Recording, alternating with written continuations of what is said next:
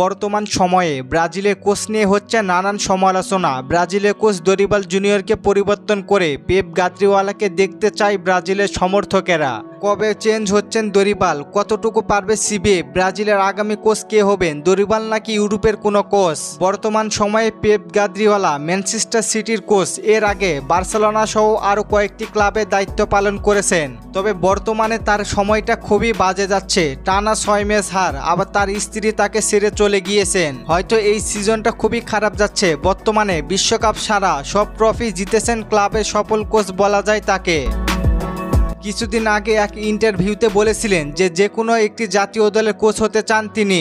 ক্লাবের হয়ে সব শিরোপা জিতলেও বিশ্বকাপের আক্ষেপটি এখনো রয়ে গিয়েছে। তবে পেপ গাদ্রিওয়ালা শুরু থেকে চেয়ে এসেছেন পেপ গাদ্রিওয়ালা ব্রাজিলের কোচ হতে চান। বর্তমানে ম্যানচেস্টার সিটি ক্লাবের একের পর এক হার, এমন হারতে হারতে ক্লাব থেকে তাকে বরখাস্ত করলে তাহলে হয়তো সুযোগ আছে ব্রাজিলের কোচ হওয়ার। আবার রোনাল্ডো নাজারিও বলেছিলেন তিনি প্রেসিডেন্ট হলে দরিবালকে বরখাস্ত করে পেপ গাদ্রিওয়ালা বা ভালো মানের হাই প্রোফাইলের কোচ নিয়োগ দিবেন তিনি।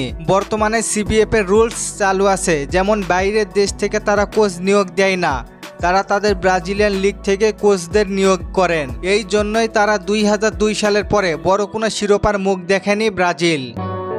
সিবিএফ মনে করেন বাইরের দেশের কোচ আসলে ভালো দল পরিচালিত করবে না, কিন্তু রোনাল্ডো নাজারিও দলে আসলে এইগুলো সবকিছু চেঞ্জ করবে। ইউরোপীয় ফুটবলের সঙ্গে ব্রাজিলিয়ান ফুটবল এখনো তাল মিলিয়ে চলতে শিখেনি। ব্রাজিলিয়ান লিগের চেয়ে ইউরোপীয় ফুটবল অনেকটাই এগিয়ে, আপনারা হয়তো অনেকেই জানেন না।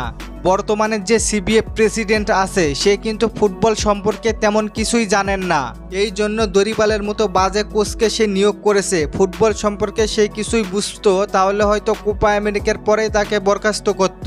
যতদিন না ফুটবলের প্রেসিডেন্ট চেঞ্জ হচ্ছেন এবং ভালো কোনো কোচ নিয়োগ হচ্ছেন ততদিন শিরোপা জিততে পারবে না ব্রাজিল। আপনাদের কি মনে হয় ব্রাজিল দলের এমন অবস্থার জন্য দায়ী কারা? জানিয়ে দিন কমেন্ট করে। আর ফুটবল বিষয়ে কিছু জানার থাকলে কমেন্ট করতে পারেন, পরবর্তী ভিডিওতে আমরা রিপ্লাই করব। ধন্যবাদ।